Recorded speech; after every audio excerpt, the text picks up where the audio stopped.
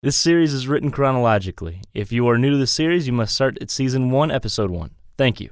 The Blood Drawn Chronicles Season 11, Shards of a Broken Heart, was written by Michael Bradley and produced by DigiFox Studios. This season was brought to you, in part, thanks to the generous contributions of our patrons, William Wibbins and Zoe Robinson. Thank you, William and Zoe, for your generous donations. If you'd like to contribute towards our next season, titled Season 12, Winds of a Welcomed Winter, please visit www.patreon.com/TBDC and take advantage of the awesome perks we have available. We would like to take this time to thank Lord Saunders from www.lordsaunders.com for the wonderful audio mastering of this episode that you're about to enjoy. As always, thank you for listening, and now our story continues. What did you do to him? Excuse me? He's not acting like himself. He's become delusional. What did you do to him? These are my private chambers. Unless you're Myrick or the Duchess, you aren't welcome here unannounced. Now leave.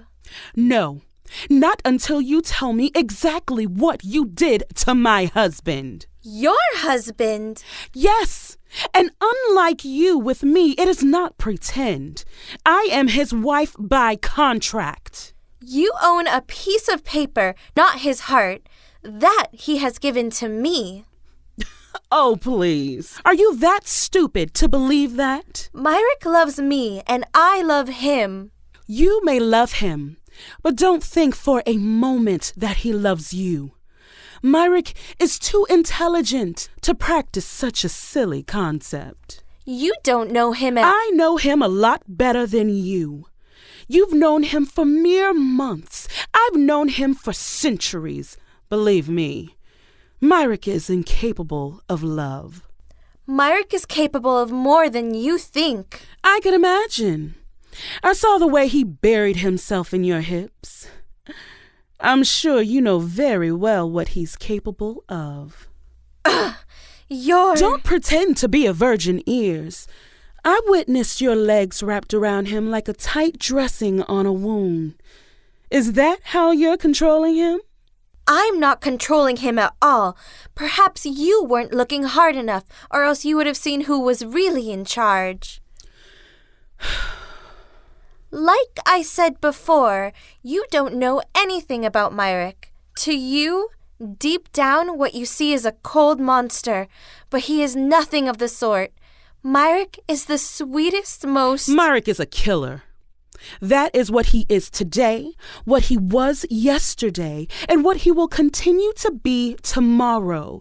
And if you believe any different, then you're a blind, stupid little girl. I have to give it to Myrick. He's played you so well, he's begun to believe his own lies. You're wrong. Please. You really believe every line Myrick's told you? You really are stupid. Myrick is a Valpyr male, and you were an easy prey.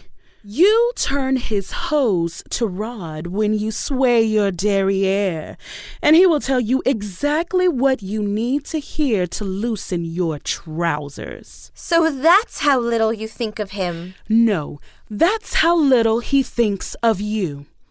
I know to expect as much from Myrick. He is a man after all. Huh, you're the one who's stupid. Am I?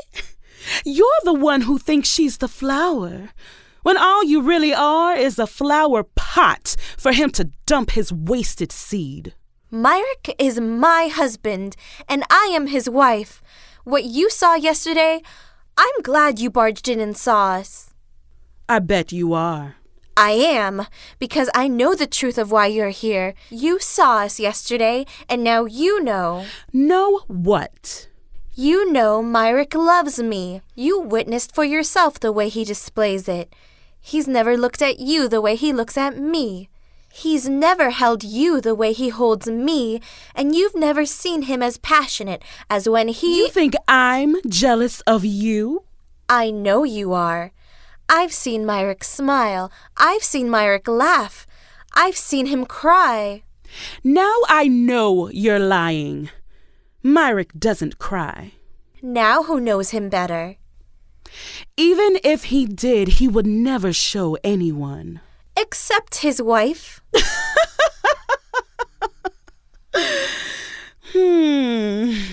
I'm 1,000 years old.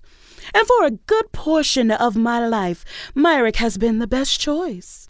He's rich, he's handsome, and he's powerful. So what if he cried in front of you? Who are you? You're nothing. There's no spell at work here, thankfully, which means that very quickly now, Myrick will come to his senses and come back to me. I thank you for keeping him warm in my absence.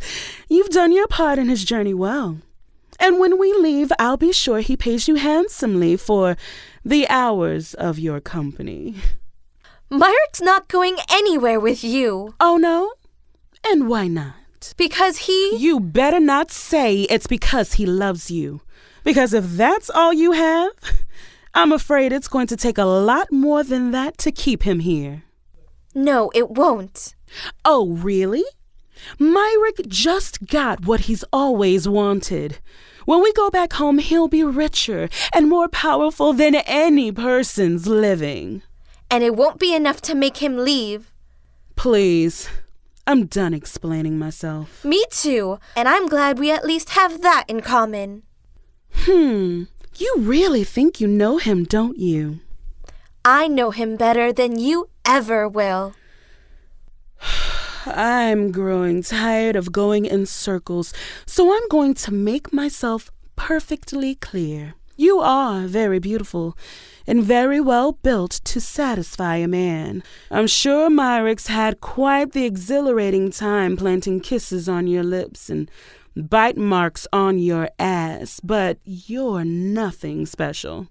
And if you thought it so, I'm sorry to tell you, you will never compare to mountains of gold and absolute power. He may lie to you and whisper in your ear sweet words, but that's only to moisten the soil. My dear little flower pot. Get out!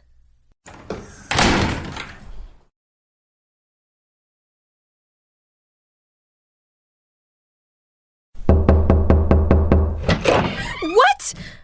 Oh, a bad time?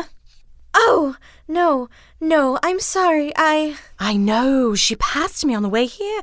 Are you all right? That woman, she's such a... I can imagine. Have you talked to Myrick? No, not since last night. Perhaps you should. He and I were talking this morning in the courtyard along with the dwarf. Funny little fellow, that one.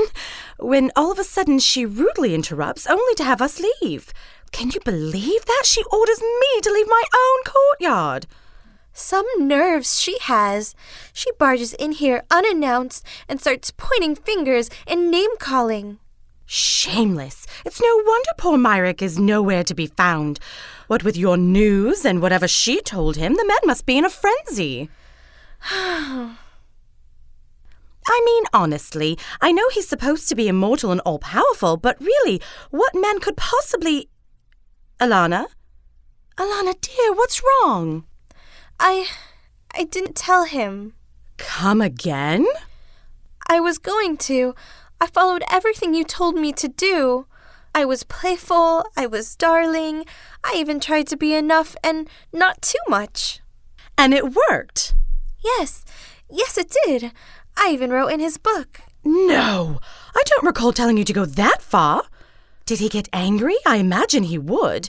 He practically walks around every day holding that book like a newborn. He was, and it was adorable watching him trying to hide his anger. Everything was perfect.